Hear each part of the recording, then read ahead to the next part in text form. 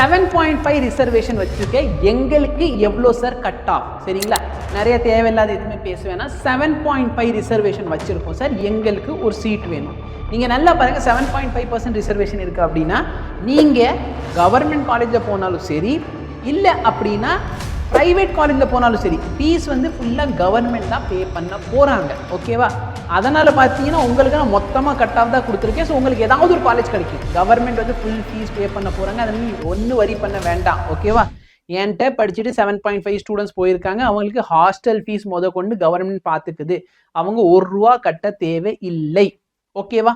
So 7.5 reservation வச்சுருக்கீங்கன்னா உனக்கு நான் சொல்லக்கூடிய மார்க்குள்ளே இருக்கீங்கன்னா உங்களுக்கு சீட்டு கிடைக்கும்.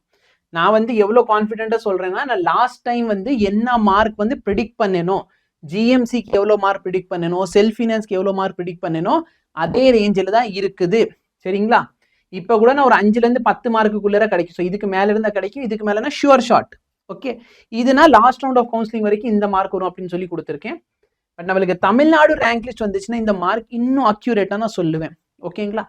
ஸோ நல்லா பாருங்கள், 7.5க்கு இந்த மார்க் சரியா? இந்த மார்க்குக்கு மேலே இருக்கீங்க அப்படின்னா உங்களுக்கு டெஃபினெட்லி கிடைக்க சான்சஸ் இருக்குது. நம்ம தமிழ்நாடு ரேங்க் லிஸ்ட் வரட்டும், உங்களுக்கு இன்னும் பெட்டராக நான் சொல்கிறேன்.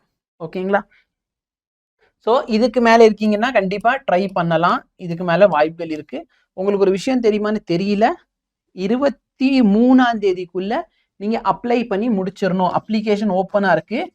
அப்ளிகேஷன் 23ஆம் தேதிக்குள்ளே நீங்கள் அப்ளை பண்ணணும். ஓகேவா? அப்புறம் அப்ளை பண்ணாமல் விட்டுறாதீங்க சார், எங்களுக்கு தெரியவே தெரியாது அப்படின்னு நினச்சிட்டு விட்டுறாதீங்க. 23ஆம் தேதிக்கு தமிழ்நாடு கவுன்சிலிங்க்கு நீங்கள் அப்ளை பண்ண வேண்டும். ஓகேவா? 6லேருந்து 12th வரைக்கும் சப்போஸ் நீங்கள் 2023க்கு அப்புறமேல் பாஸ் பண்ணியிருக்கீங்கன்னா உங்கள் இஎம்ஐஎஸ் நம்பர் வச்சு கவர்மெண்ட் தானே நீங்கள் கவர்மெண்ட் ஸ்கூலில் இல்லையான்னு எடுத்துக்கும்.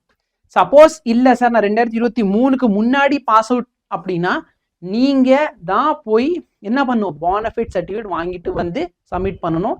இது எல்லாமே 23ஆம் தேதிக்குள்ள நீங்க பண்ண வேண்டும். ஓகேவா? 23ஆம் தேதி தாண்டிடுச்சுன்னா யாராலையும் அப்ளையே பண்ண முடியாது. நோட் பண்ணிக்கோங்க.